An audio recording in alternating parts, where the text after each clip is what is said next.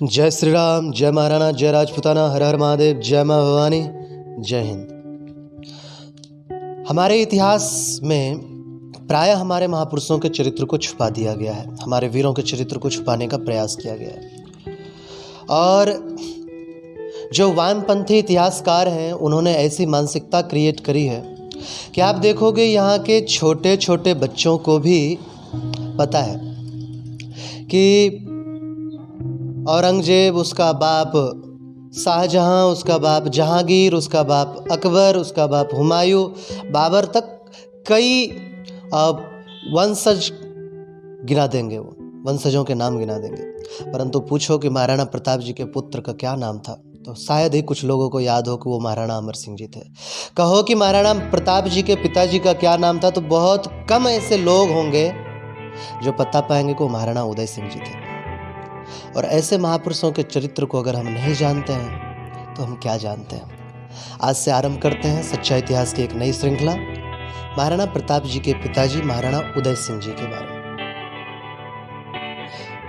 कई इतिहासकारों ने महाराणा उदय सिंह जी को दूरदर्शी और योग्य शासक बताया है, तो कई इतिहासकारों द्वारा महाराणा उदय सिंह जी पर व्यर्थ आरोप भी लगाए गए हैं। आरोप पता है क्या?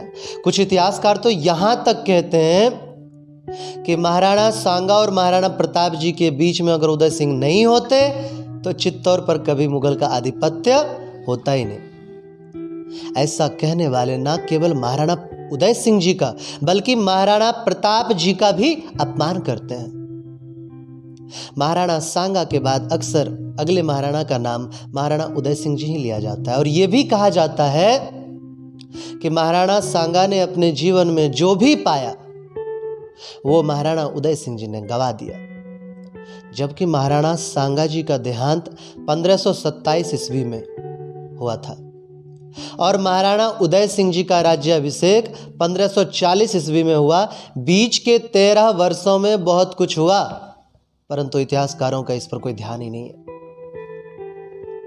1527 ईस्वी में खानवा का युद्ध हुआ जिसमें महाराणा सांगा पराजित हुए और मेवाड़ की 80% फौज वीरगति को प्राप्त हुई। कई राजपुतानियां सती हुई। मेवाड़ की क्षेत्रीय सीमाएं भी पहले के मुकाबले सीमित हो गई। 1528 से लेकर के 1531 ईस्वी तक महाराणा सांगा के पुत्र महाराणा रतन सिंह केवल 3 वर्ष ही राज कर पाए, जिससे इनके राज्य में मेवाड़ को कोई लाभ नहीं हुआ। 1533 से 34 के बीच में गुजरात के बादशाह बहादुर शाह ने चित्तौड़गढ़ पर हमला किया और चित्तौड़ का दूसरा शाका हुआ। मेवाड़ के कई योद्धा वीरगति को प्राप्त हुए और क्षत्राणियों ने जौहर का मार्ग वरण किया। महाराणा सांगा के पुत्र महाराणा विक्रमादित्य एक अयोग्य शासक थे। इनके शासन काल में मेवाड़ के कई सामंतों ने मेवाड़ का साथ छोड़ दिया। ये वही थे जिनके राज्यकाल में माता मीरा पर तमाम कष्ट दिए गए और मेवाड़ के बहुत से इलाके मुगल के हाथों में चले गए। 1535 में महाराणा रायमल के ज्येष्ठ पुत्र कुंवर पृथ्वीराज जी के पुत्र दासी पुत्र बनवीर ने मेवाड़ पर कब्जा कर रही सही जो कसर थी वह भी निकाल ली। इनके राज्य में मेवाड़ की बर्बादी हुई और मेवाड़ के कई इलाके हाथ से निकल गए। इन सब बातों का दोष महाराणा उदय सिंह जी पर लगाया जाता है, जो कि सर्वथा अनुचित है, पूरी तरह से अनुचित है। आइए आज हम जानते हैं महाराणा उदय सिंह जी के बारे में कुछ अच्छे तथ्य और सच्चा इतिहास। महाराणा उदय सिंह जी का जन्म 4 अगस्त 1522 ईस्वी को हुआ। इनके पिता का नाम महाराणा सांगा था। कुंवर उदय सिंह जब 5 वर्ष के थे तभी इनके पिता महाराणा सांगा जी का देहांत हो गया। इनकी माता का नाम महारानी कर्णावती थी।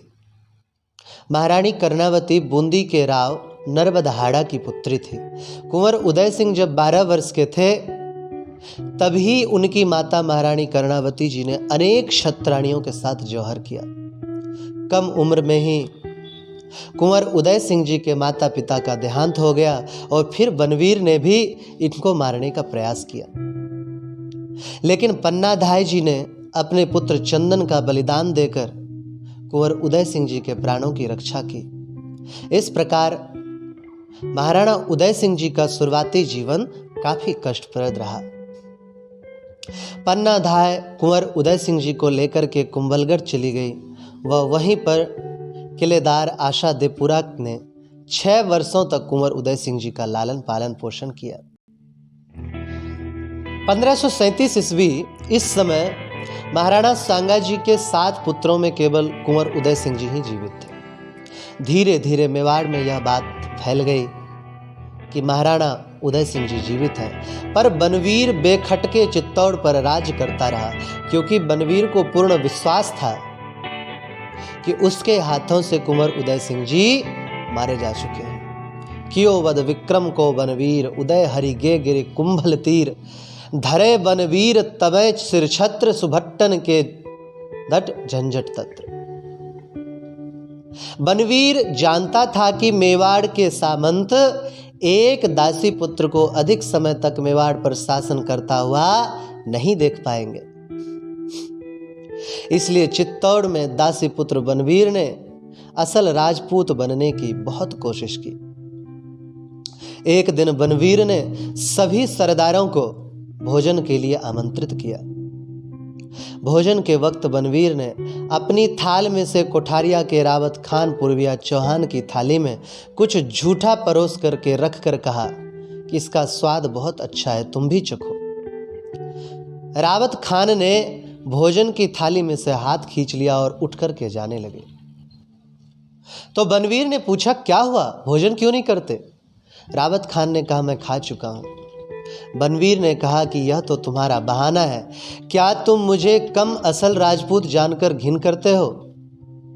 रावत खान ने कहा, हाँ, अब तक तो हमने नहीं कहा था, पर अब आप खुद कह रहे हैं, जो आप कह रहे हैं वही सच है। इस बात से रावत खान और अन्य सरदारों ने बनवीर से बिगाड़ करके कुंभलगढ़ की ओर प्रस्थान किया। इन सरदारों में रणथंभौर के वीर हमीर देव चौहान के वंशज माणकचंद कोठारिया के पहले रावत साहब हुए। रावत माणकचंद के बाद क्रमशः रावत जयपाल, सारंगदेव और खान हुए। इस प्रकार रावत खान कोठारिया साहब के चौथे रावत थे।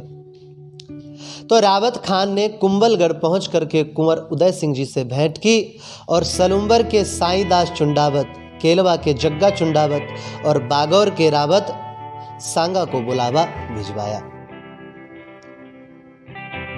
सलुम्बर के रावत साईदास चुंडावत जी ये बड़े प्रसिद्ध रावत चुंडा के वंशज थे।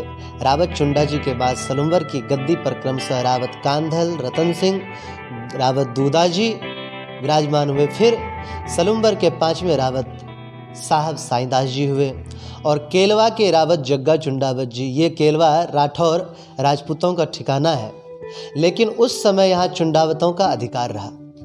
रावत चुंडा के पुत्र रावत कांधल हुए, जिनके दूसरे पुत्र रावत सिहा जी हुए। रावत सिहा जी के पुत्र रावत जग्गा जी थे, जिनका मूल ठिकाना आमेर था।